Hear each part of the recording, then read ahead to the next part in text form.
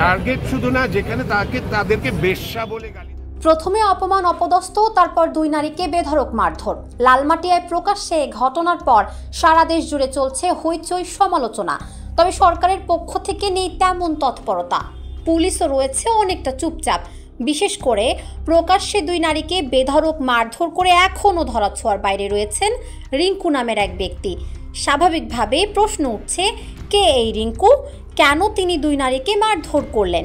কিভাবে তিনি গা বাঁচিয়ে চলছেন এখন? এলাকার রিঙ্কু নামে একজন লোক, তিনি এসে তাদেরকে বলতেছে যে এইখানে মেয়ে মানুষ হয়ে সিগারেট খাওয়া যাবে না।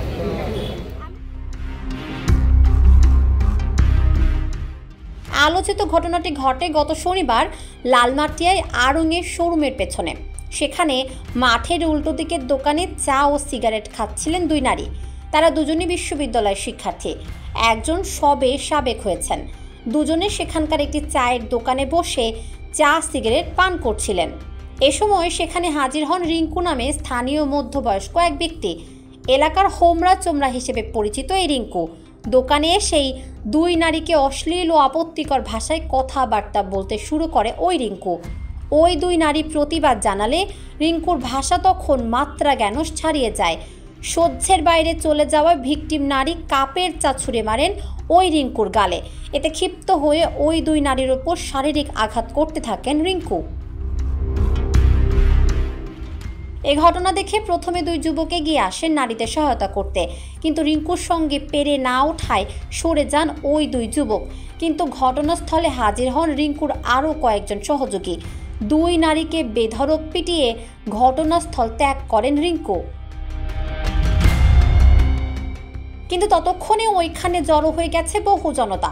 রিঙ্কু জনতাদের সামনে ওই দুই নারীকে এমনভাবে উপস্থাপন করেন যে ওই দুইজন দুশ্চরিত্রের এবং তারা সমাজের জন্য ক্ষতিকর।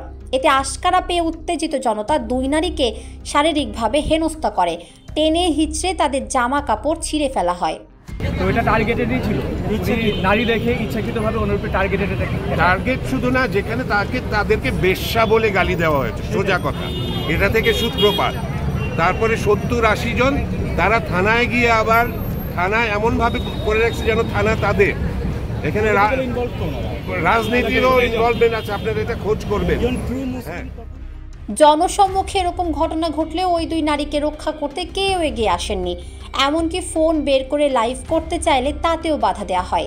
এরপর কোনো মতে 999-এ ফোন করলে পুলিশ তাদের উদ্ধার করতে সক্ষম হন। তাকে মারধর করা হয় এবং পুরুষ মানুষ নারীর উপরে আঘাত হানে এবং সে সময় পুলিশও এসে সেই জিনিসটা নিয়ন্ত্রণ করতে পারে নাই। পরবর্তীতে পুলিশের কাছে যাওয়ার পরেও বিষয়টা মানে সালিশিভাবে মীমাংসা করার জন্য আমাদেরকে পরামর্শ দেওয়া হচ্ছিল, আমরা জানি। কিন্তু ওই ঘটনার পর বড় প্রশ্ন হয়ে দেখা দিয়েছে, কে এই রিঙ্কু?